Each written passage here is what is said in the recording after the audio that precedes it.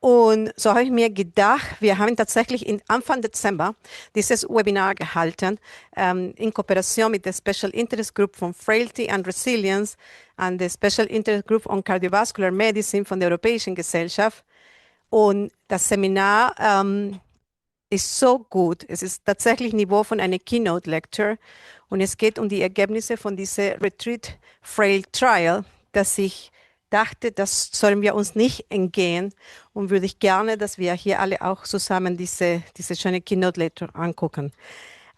Diese Webinar wurde gehalten von Professor Athanase Benetos, den ich jetzt tatsächlich über ein paar Jahre mit ihm über verschiedene Sachen kooperiere und ich auch sehr begeistert bin aus mehreren Gründen. Erster ist tatsächlich seine Leidenschaft und Commitment zu der Medizin und zu der Forschung, was er macht, aber auch seine Menschlichkeit. Und ich möchte kurz Ihnen ein paar Wörter über ihn sagen. Professor Benetos kommt aus Griechenland und ist Professor für Kardiologie und Geriatrie. Er hat sein Medizinstudium in Athen abgeschlossen in 1980 und dann promovierte an der Universität in Paris 1994. Im Jahr 2002 wurde er zum Professor für Geriatrie und Biologie des Alterns an der Universität Lorraine gewählt. Im Jahr 2004 ist er einer der Mitbegründer der Abteilung für Herz-Kreislauf-Forschung am Nationalen Institut für biomedizinische Forschung in Nancy. Von 2007 bis 2017 war er Direktor der Geriatrischen Klinik am Universitätsklinikum Nancy und von 2017 bis 2023 Vorsitzender der Abteilung für Geriatrie, Rehabilitation und Palliativmedizin im selben Krankenhaus.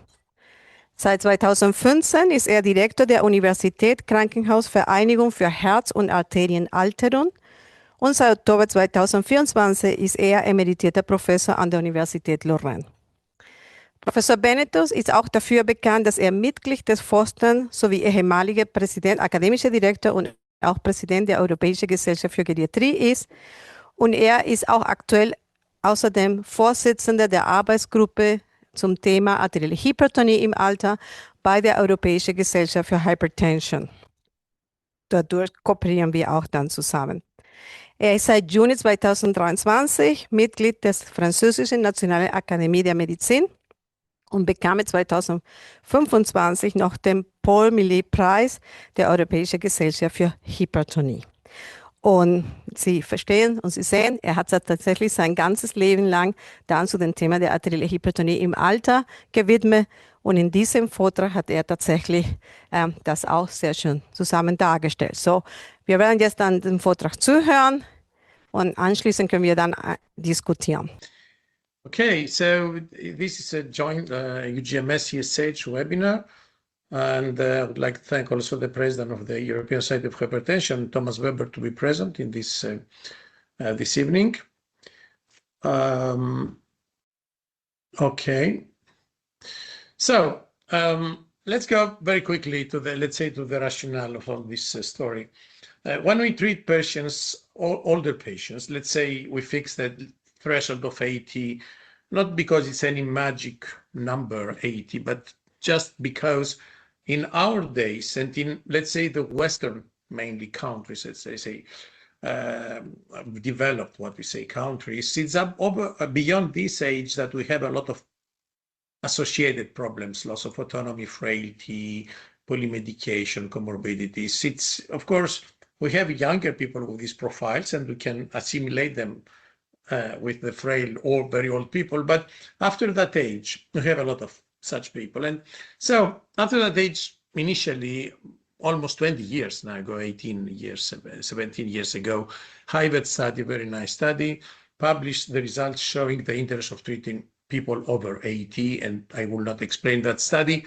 You can see clearly versus placebo, the active treatment was doing better in almost everything. So, of course, as I said, this population is extremely growing on one hand, but also very heterogeneous as compared to younger people. So the question clearly is whether these results published in the Hyvet study, as I said, 17, 18 years ago, is applicable to globally most or all over 80 people. So and whether, I mean, the differences according to functionality can play a role. Because this is the one I'm talking about, heterogeneity. I'm talking especially about functional heterogeneity on frailty, autonomy, and so on. So the authors of this study answered that question in their own, way, publishing a few years later in 2015 this paper and answering, saying whatever is the level of in frail or non-frail, it works. No evidence that frailty modifies the positive impact of antihypertension treatment and so on. Clear. If we take another study, which is not versus placebo, as I read, but sprint study, which is more, let's say, aggressive or more intense treatment versus less in terms of objectives or targets. So this is the sprint study. In the subgroup of 75, they showed interest, benefits, and they did, as you can see here, exploratory analysis. And this analysis showed that in this population, again, included in sprint study, no difference between frail or not frail. The question is when always, what we have all to pay attention is when we have to check which are the included or the excluded more populations in this study. So if we see the exclusion criteria in IVET, we can easily and clearly see that, let's say, any person over 80 with some geriatric problems or even severe, not geriatric, but cardiovascular problems were not there. For instance, living in nursing home, exclusion. Limited autonomy, exclusion. Clinical dementia, even moderate, excluded. Heart failure needing ACE inhibitors, angiotensin receptor agonist, 81, antagonist, diuretics, excluded. Orthostatic hypotension, excluded. Renal failure, same thing. And any patient presenting the high probability of having a major health problem during the 5-year follow-up period. Okay, so I'm geriatrician. Some of you are geriatricians also, and also whatever we are, geriatricians or not, and hypertensiologists or cardiologists or nephrologists, whatever, we know it's difficult for a person over 80 to say, well, there will not be important problems. So, and if we go and we see at the same time, also the exclusion criteria in sprint, more or less, we have the same. In addition, we have type 2 diabetes and history of stroke. And more or less, all the other criteria are the same. So again, I don't say, I repeat, that these studies are not good studies. I say that these studies have included a specific population, a selected population of robust people. So if we separate them to frail, moderate, because if they are very frail, they are not here. So we separate, we don't find differences, but again, those with significant frailty are not here, 0%. Okay, so does make any difference that? I will show you a couple of slides. This one is from your group, Diana, if I'm not wrong, and no, I'm not wrong. And this shows that when in the left part you have the people that were included in sprint. This based on the sprint data criteria, and we can see that the relationship between systolic blood pressure and mortality is what is expected. Well, it starts a little bit later than younger people, around 145, 150, whatever. But over that pressure, as you can see here, there is a clear increase of the risk with higher systolic blood pressure. No way. On the other hand, you have the frail who have been excluded, and you can see in this subpopulation, in pink here, red, whatever, there is a completely different relationship. This is an observational study, and observational studies cannot answer the mechanism or which is the sense of this relationship, but this is an observation. We cannot not see and take into account this. Also, more than 50, we started 20 years ago, almost. Now, an observational study, the Partage study, in a large population in nursing homes, again, but it was an observational study. Same profile, more than 80 and so on. And we can see that the group, according to blood pressure and number of antihypertensive drugs, The group with higher mortality was the group with low systolic blood pressure, less than 130, and at least 2 antihypertensive medications. Many other studies, you probably know or even published, because there are many studies, more or less, this is 2015. From that period until now, there are at least, let's say, 10 easily other studies showing more or less that people under antihypertensive treatment with low systolic, low blood pressures have higher morbidity, mortality, cognitive decline, and so on. In very old people, So how to explain all that? Maybe there is one explanation. James Shepard, I don't know if he arrived, but he will be, I know he was busy. But we can see here, this is the huge database of electronic data of British system, electronic health system. And we can see clearly in the red lines, it's a complicated, heavy slide, but you can see here all these underlined words here are adverse events. And each time we have underneath fit, mild frail, moderate frailty, severe frailty, and so on. And then here, false. And you can see, for instance, these are data in older people, but these are age-adjusted data. It's not a question of age. Age-adjusted in older people, and we can see a clear association for most of these side effects, adverse effects, with the level of frailty. False, it's clear. Kidney injury is clear. Electrolyte abnormalities is clear. Gout, and so on. And these are many other studies, of course, it's a huge database, but many other studies show clearly that adverse events of antihypertensive treatment, this is concerns antihypertensive treatment, are related to the level of frailty. So there are many unexplored questions so far in very old subjects.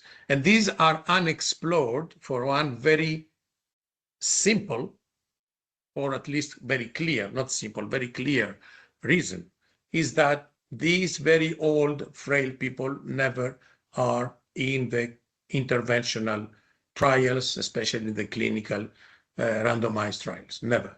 In hypertension, in other risk factors, and globally very, very, very unusual to include it in other clinical trials. So can we decrease mortality rates in those groups with low systolic blood pressure and antihypertensive therapy if we reduce treatment?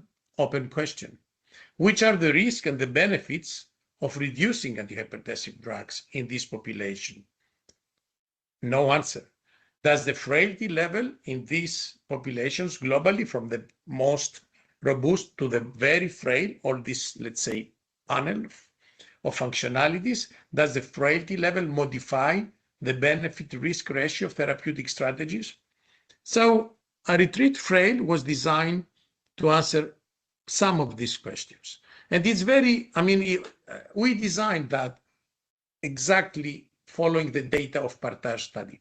We said, okay, we found in people over 80 years old with low systolic blood pressure and more than one hypertensive drugs, higher mortality than the other groups. Okay, let's take this group at high mortality and let's try to see, by randomizing this population in two groups, intervention group, step down of antihypertensive treatment versus usual care, whether by reducing treatment and probably if we reduce treatment, increasing blood pressure, we can reduce mortality. And also, this is the primary endpoint. And also, please close your micros because please. Okay, thank you. So this is the primary endpoint. It's also, we have, as you can see here, I will come back to the other endpoints because we also wanted to answer the other questions, which are the benefits and the risks, and according also to the frailty level in this population, okay, of this strategy. So just the organization, all over the country, France, 14 experts centers, university, hospital, geriatric centers. And each center included nursing homes in order to have more than 1,050 patients. This was the number that we wanted to reach. And so 110 nursing homes all over the country, among them 108 randomized at least one patient, 110 that included at least one patient among a total of 140, about approximately nursing homes that were participating. So few were not able to include patients. So you can see here the 14 centers, and on the right part you have the data safety monitoring board that followed up all over the study, followed up all the evolution of deaths, of complications, and so on, in order to give the authorization to continue or not, and we obtained the authorizations until the end of the study to go on. So we have the primary endpoint. We have also secondary endpoints. As you can see here, many secondary endpoints, pre-specified secondary endpoints presented in the paper in the New England. And all this is again to know which are the possible benefits and the risks of reducing treatment under the conditions I will show you. So one important slide is the eligibility criteria. I talked about the exclusion criteria from the other side at the beginning. You see the inclusion criteria, I will not come back. I told them already. The exclusion criteria are almost absent. If a patient had antihypertensive drugs, but none of the antihypertensive drugs could be stopped because due to compelling indications, other cardiovascular diseases mainly, this patient has no drug for that, he cannot be included. And really end of life, less than 3 months. So otherwise, no other exclusion criteria. Severity of cardiovascular disease, it's not an exclusion criteria. Profound dementia, it's not an exclusion criteria. Why? Because we wanted to include all these patients independently of the severity, because this is the life, and this is the reality, and this is what we call a pragmatic study, and this is the patients we treat. Because whatever is the patient globally, we treat them for hypertension. So if we exclude those who we don't like because are more complex, well, we don't answer the question. And so in order to do this discontinuation, we had to take, serious, organization and all the rules in order to do it correctly. First rule is that before even randomization, the day of the inclusion, before randomization, the treatment of each patient has been evaluated by an expert designed by the study. I showed you the centers and the experts. And this expert separate drugs in 2 lists.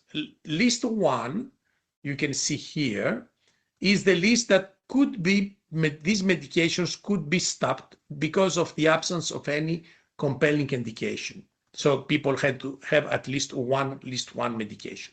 List 2 drugs are drugs that for the given patient, not generally, for the given patient, there was a compelling condition that did not allow us to stop treatment. Okay, so some they didn't, some others they do have.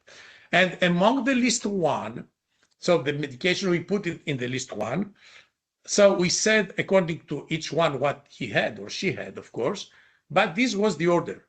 If, for instance, someone had a beta blocker and furosemide, for instance, an ACE inhibitor, all in list 1, we had to stop first the furosemide, then the beta blocker, and at the end, the ACE inhibitor, and so on. Okay, so this is the first, because we believe that as go down, for the older people, these drugs have a more important interest.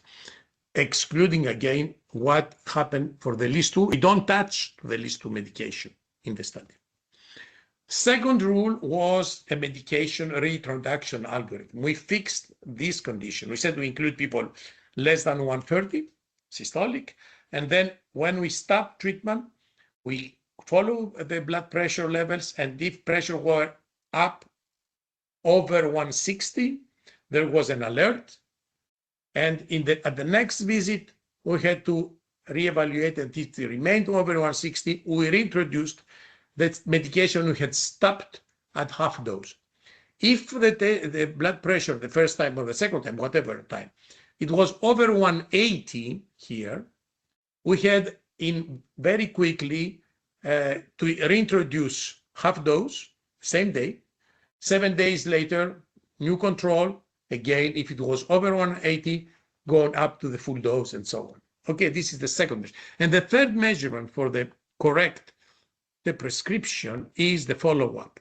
These patients have been closely followed up as any patient that has the profile they have, the medication they have, the disease they have, should be, treated and follow up, which means that they had not complicated things, but all these patients of both groups, not only the randomized in the intervention, from both groups, all patients had during the 6 first months, every month, what we call a nurse visit. You can see here, record any changes in treatments, whatever, any treatment, and the blood pressure values, and any adverse event and serious adverse event. This is every month, and then after the 6 months, every 2 months. There are where at the beginning, every 3 months, and then every 6 months for the follow-up period. Actually, the follow-up period total was at mean more than 3 years in this population nursing homes. So the physician visit was in addition to what in the nurse visit, we had clinical examination, geriatric tests for cognition, for muscle force, for autonomy, for gait and walk, quality of life. And also during these visits in the intervention group, treatment could be reduced, not during the nurse visit. So the treatment was reduced very progressively and not, at once or every week or something else. You see every 6 months, if necessary. Let's see quickly the initial characteristic at baseline of this population. As expected, it's a very old population, 90 years old at baseline. Same for the two groups, of course. It is a very female population, more than 80%. This is the population of this age in nursing home in France, I believe in every country. So that's important also. This is a frail population. Not all. There is a small percentage, about 10%, that are fit.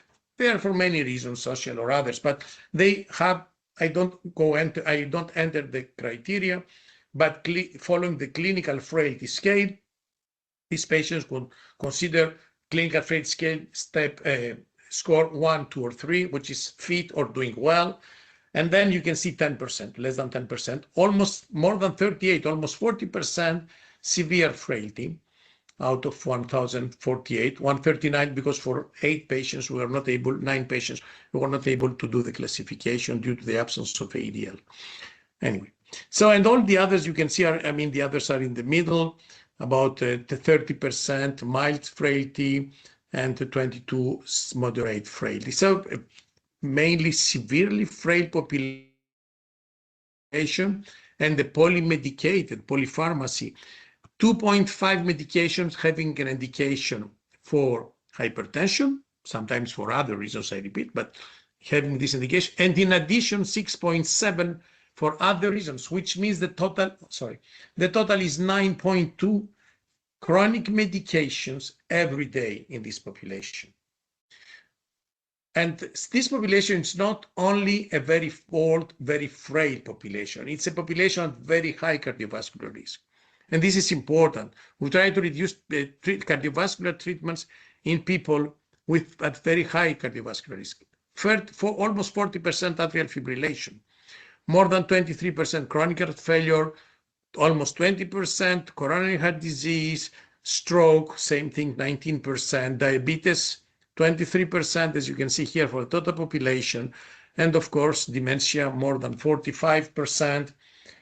So a severely, very high risk. So we have a population that it is very frail and very, very old, very frail, and at very high risk, which means that we don't know, do we have to give more medications? Because these medications know that they're beneficial for all these cardiovascular problems, but at the same time, it's the same population that have the more complication. So it's a very complicated situation, and we cannot oversimplify the situation.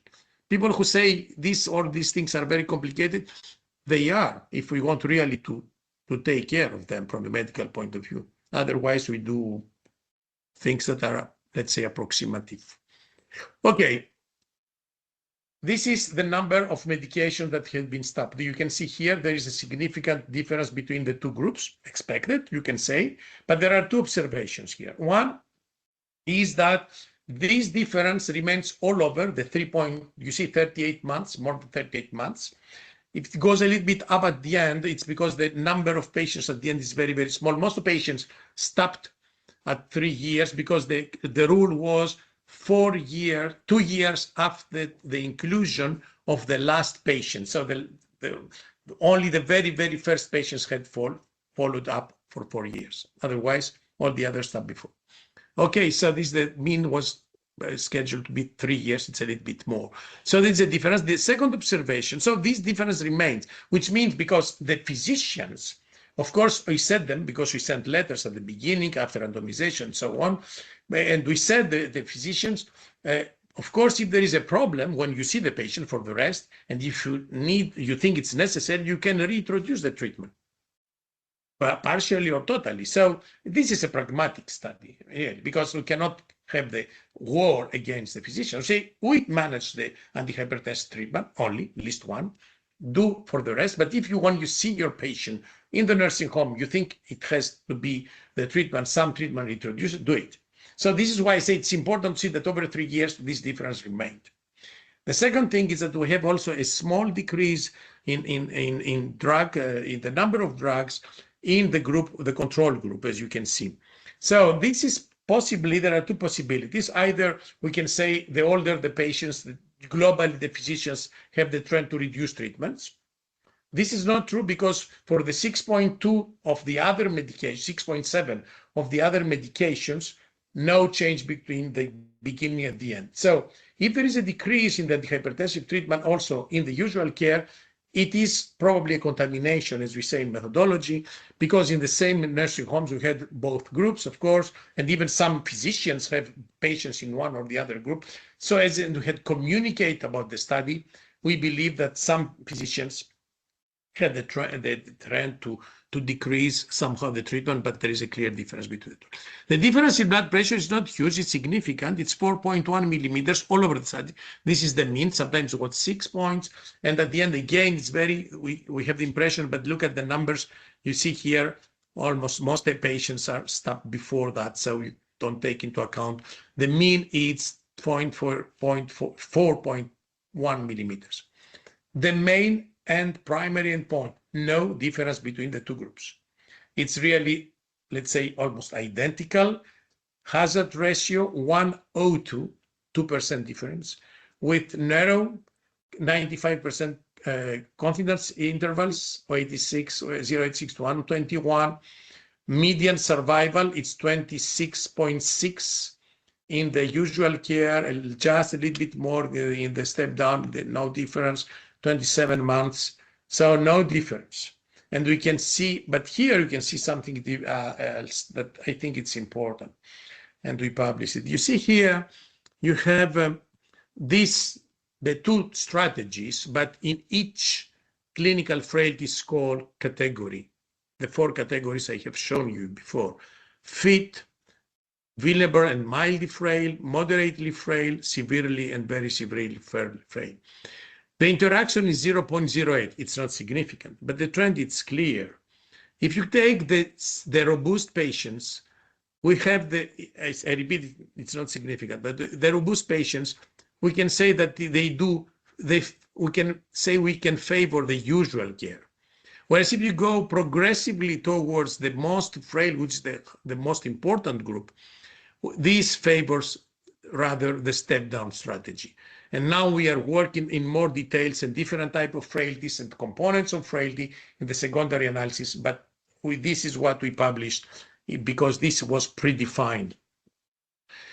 So again, here you have the primary endpoints, as I said, the same things in numbers, 60% mortality, yes, because more than 3 years, these are the numbers. I think it's even globally lower than what we observed in 3 years in nursing homes in France. So no difference per protocol, intention to treat. So the same thing.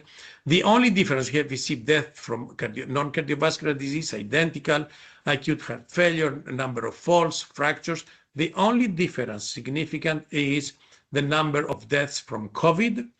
And you can see we have almost 3 times more in the usual care. It's significant, the limit 0.05. Low number of deaths. Why? Because most of the patients were included after the first wave and right after vaccination. Nursing home residents have been vaccinated in France. It was the very first group of vaccination in France, and it was in January. They started January 2, 2021. And and from that point, that moment, especially when the second dose 2 months later have been given, we have a huge decrease in mortality. And this is why relatively. So it's the only difference in favor of the step down, but of course it was predefined because it's important, but for sure that does not change the global, let's say, result, which is no difference between the two groups. And you can see that also for functionality, we didn't have differences in the two groups. And the serious adverse events, there were not difference, are almost identical, 128 to 520 over 132 to 528. It's really extremely close.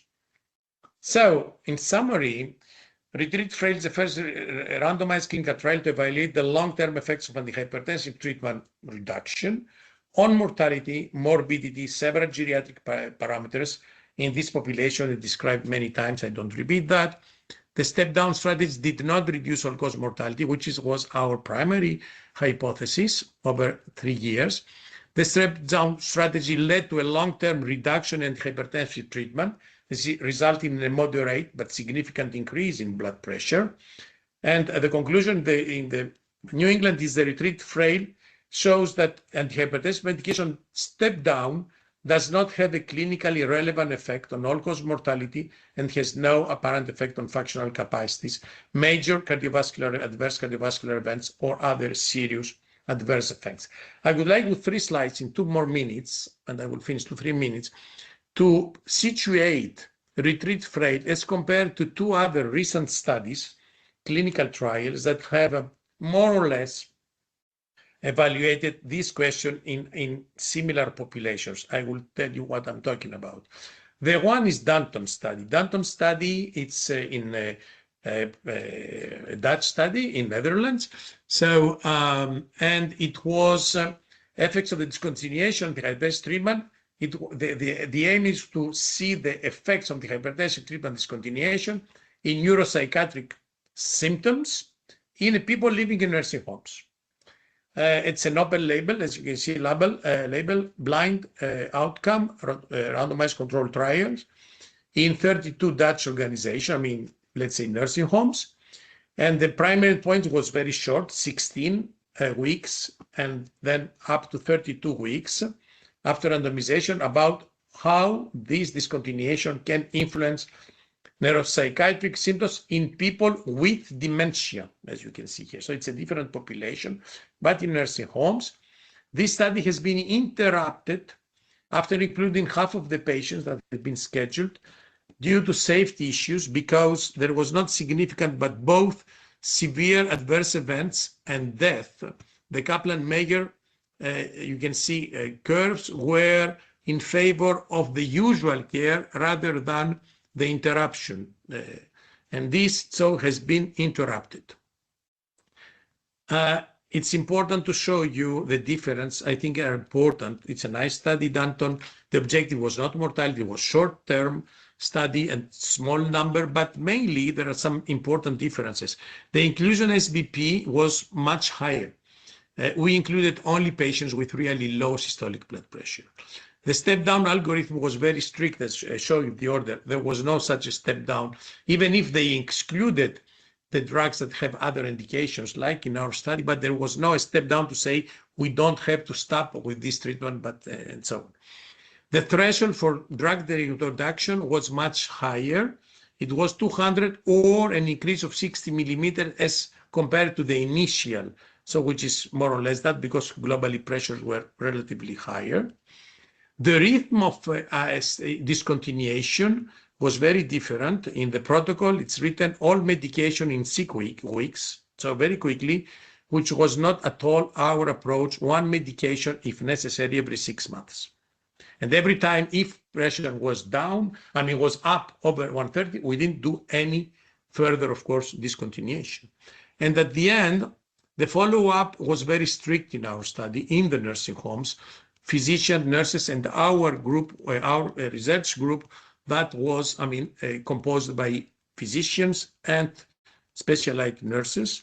In the case of Dandon, was a research assistant, was very good for blood pressure measurements, but for instance, side effects and so on, it was much more difficult to evaluate if you don't have the background. The other study is the Optimize, a study that has been done by James Shepherd and collaborators, so in England. So this is also, it was not the initial aim was not mortality, it was feasibility of reducing treatment. So it was a short term, you can see here. The big difference here is that this is all people living in community and going to see their GP. So it's not at all the same frailty profile.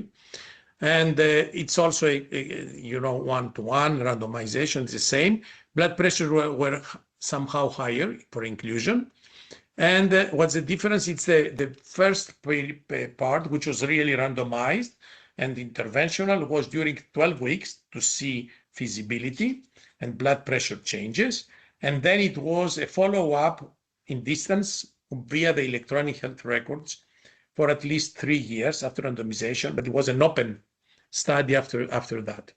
And this, as you can see, to save time, as you can see here, this is the main outcome here was all-cause mortality or hospitalization. We didn't put hospitalization between for nursing home residents. Hospitalization depends on many factors. It depends on the type of nursing home and so on. But here it's ambulatory patients, so it makes sense, of course. Okay, so medication all-cause or hospitalization, no difference. Only hospitalizations, no difference. And all-cause mortality, as ours, no difference. Of course, much lower levels of mortality because much more fitter population and younger, about 5, 6 years younger than our study. And somehow higher blood pressure baseline. So I finish saying the contribution for treat frail study is that the prescription antihypertensive treatment could be considered in very old subjects with low blood pressure, especially in the most frail, as I show you this trend from the most robust to the most frail, in which polypharmacy is a major problem.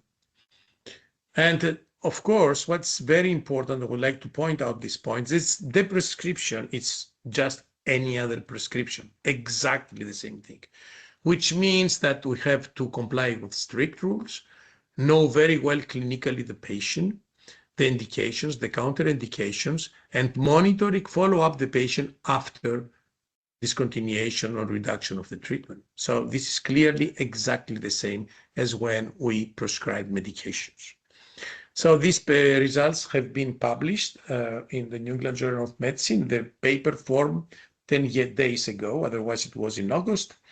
And we were very pleased to present this in this journal because we hope the impact will be much more important. We continue to make the analysis now. We have many other analyses to do. We continue to follow up in open by phone or by mail all the residents that are still survived and that are alive. I would like to thank all these people who really, these are mostly, it's everybody here, but mostly the physicians that are what we call in France the médecin coordonnateur, which are responsible for the different nursing homes, but other people also that and this is a special thank to the coordination group in Nancy, Alice, Yanis, Anne. We think very much to Anne. She has a big medical problem currently. My always secretary came back from her retirement to help us. and Sylvie, the coordinator of the study for the clinical follow-up, and myself. Thank you very much for your attention.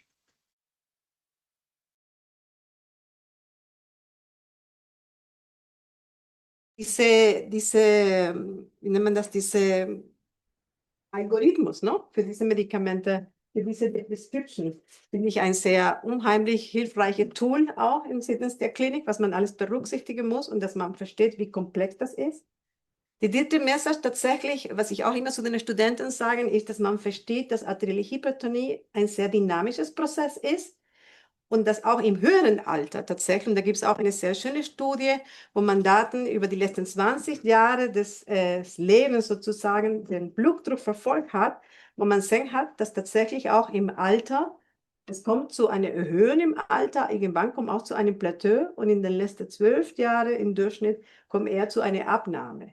Und das bedeutet, es ist ein dynamischer Prozess. Das heißt, der Blutdruck sollte eigentlich, vor allem bei älteren Patienten, immer wieder regelmäßig kontrolliert werden, weil die Medikamente sollen tatsächlich entsprechend auch angepasst werden. Sonst rutschen wir dann in diese Gefahrzone, wo der Blutdruck einfach so niedrig ist. Und wir müssen auch bedenken, dass diese älteren Patienten, etwa 1/3 von denen haben auch Probleme mit Dysregulation des orthostatischen Systems, können auch diese niedrige Blutdruck nicht so gut kompensieren und dann treten dann die Komplikationen mit der Stürze, Verschlechterung der Nierenfunktion und so weiter. Die untersuchen weiter Daten aus dieser Studie im Hinblick zum Beispiel auf den Nebenwirkungen von den Medikamenten. Das haben sie noch nicht genau geschaut. Und und zu gucken, ob eventuell, auch wenn wir keinen Unterschied in der Mortalität haben, ob wir eventuell da Unterschiede im Hinblick vom Benefit, dass diejenigen, wo man die Medikamente reduziert hat, tatsächlich eher wenige Komplikationen bedingt durch die Medikamente haben. Das wird gerade auch noch untersucht. Von methodischer Seite ein Kommentar. Er hat diese Grafik gezeigt, wo diese Frailty und die Interaktion war 0,08, ne? Habt ihr noch in Erinnerung? Und da hat er gezeigt, das war nicht signifikant. Da muss ich aber dazu ergänzen, für Interaktionen sind wir tatsächlich nicht so streng methodisch gesehen. Das heißt, wenn ein P-Value unter 0,2 ist, dann ist schon etwas, was man noch näher untersuchen sollte. Das heißt, 0,08 für eine Interaktion, wissen wir damals von unseren Systematik-Review zu dem Thema, ist schon ein deutlicher Hinweis, dass es Unterschiede da gibt im Hinblick auf den Benefit von der Intervention, je nachdem, wie frail die Leute sind.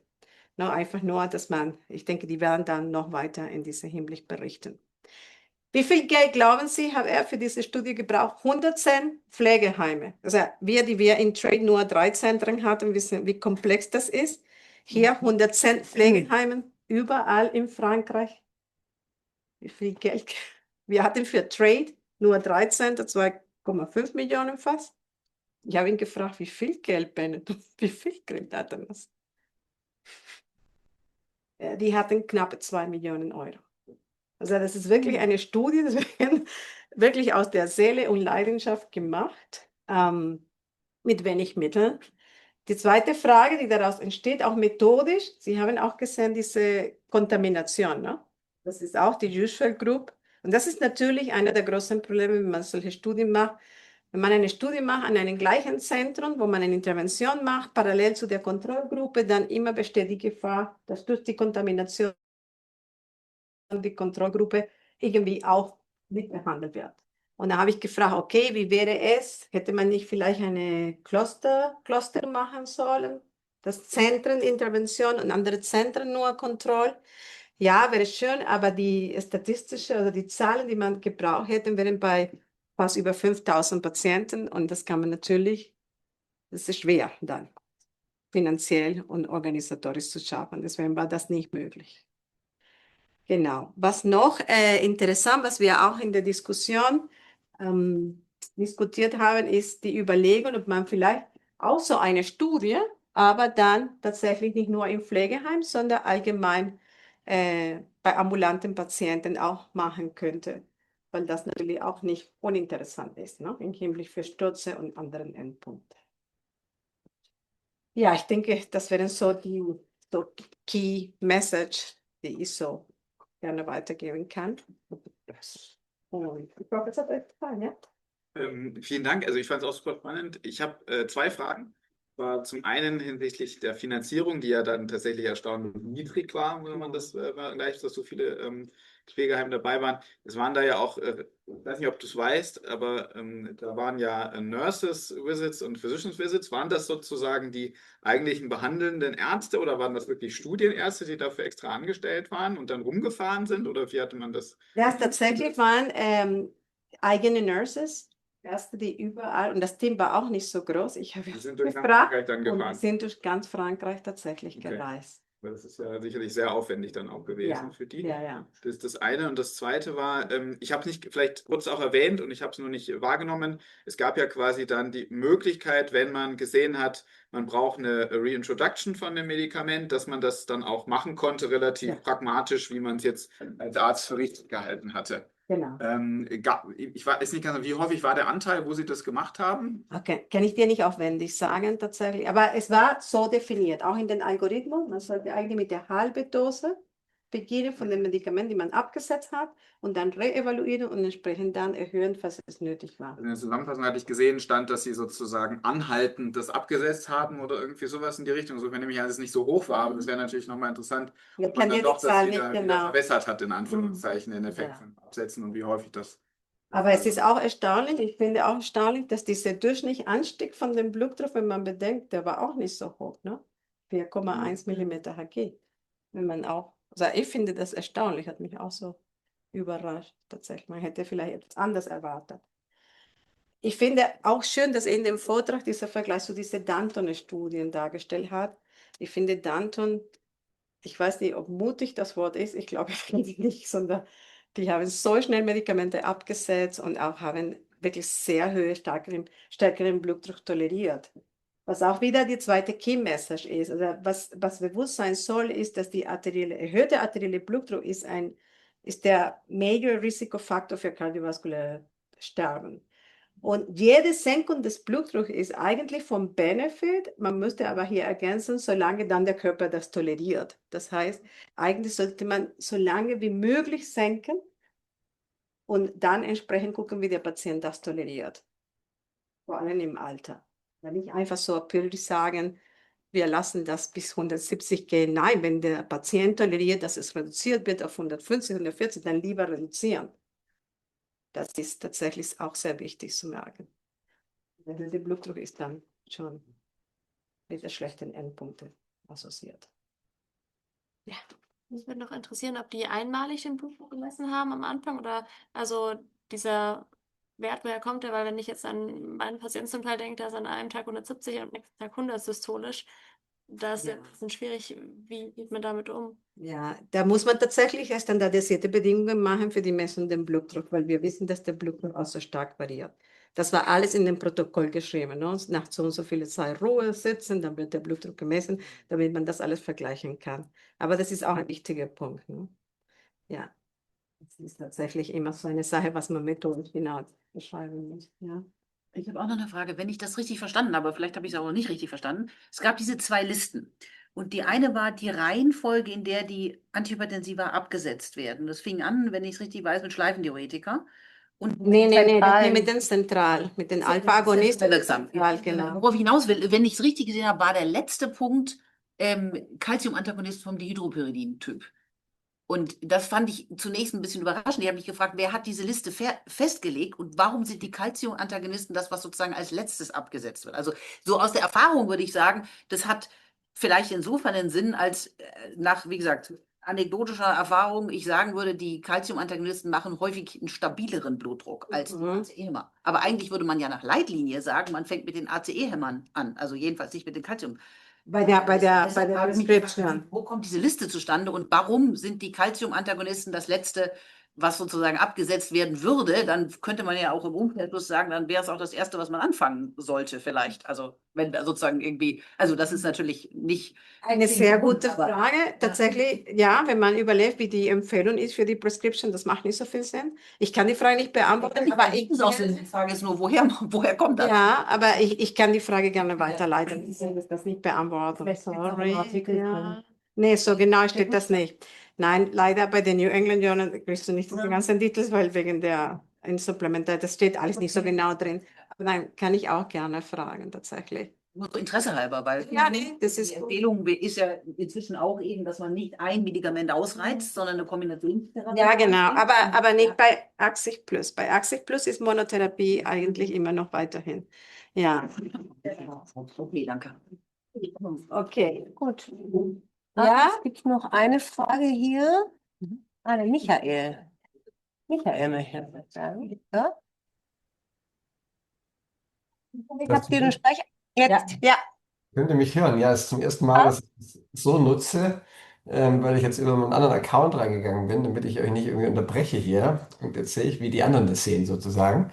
Aber super interessant, Diana, auch toll, dass du dich da weiter mit diesem Thema beschäftigst, der auch in der EUGMS da sehr aktiv bist, mit Athanase zusammen. Ich glaube, für uns ist das wirklich super relevant. Und was, glaube ich, wirklich, was du auch gesagt hast, Diana, was das für mich die Take-Home-Message ist, ich weiß nicht, ob ihr das auch so seht, ist, dass man eben nicht einfach Blutdruckmedikamente absetzt, wenn man denkt, die Leute sind super gebrechlich und, oder dement, sondern dass man das mit Ziel und mit Geduld macht, dass wir vielleicht, wenn wir dann Patienten mit einem Blutdruck von 130 haben oder 140, unter 140 Ziel, gab es auch so einen Kommentar von den Kardiologen zu diesem Paper, oder vielleicht auch 150, dass man sowas erreichen kann, wenn man ein Medikament nach dem anderen mal so langsam weglässt, aber halt nicht alles auf einmal. Wenn man jetzt aber Patienten hat, die einen Blutdruck haben, die natürlich super niedrig sind, ne? Wir müssen wissen, das geht nicht für die Leute, die bei uns in der Klinik sind und die mit 90 zu 40 beim Aufstehen dann da stehen oder sitzen. Ich glaube, das ist ganz, ganz wichtig. Aber bei denen, die einigermaßen stabil sind und unter 150 sind, da kann man natürlich abhängig von Frailty durchaus mal anfangen, auch mal vielleicht ein Medikament wegzulassen, aber halt nicht einfach alle auf einmal. Und das ist für mich so ein Take-Home-Message gewesen von der Studie, auch im Vergleich zu dieser Denton-Studie, die es eben radikal gemacht hat, wo man einfach sieht, auch im Pflegeheim ist es nicht gut, das so zu machen. Danke. Ja, danke, Michelle. Okay. Ja, gut. Ich freue mich, wenn es euch gefallen hat. Und ja, so wünsche ich weiterhin so einen guten Start in das neue Jahr und auch das nächste dann, wo ich dann über Frail etwas anderes berichten kann oder darf. Alles klar. Danke.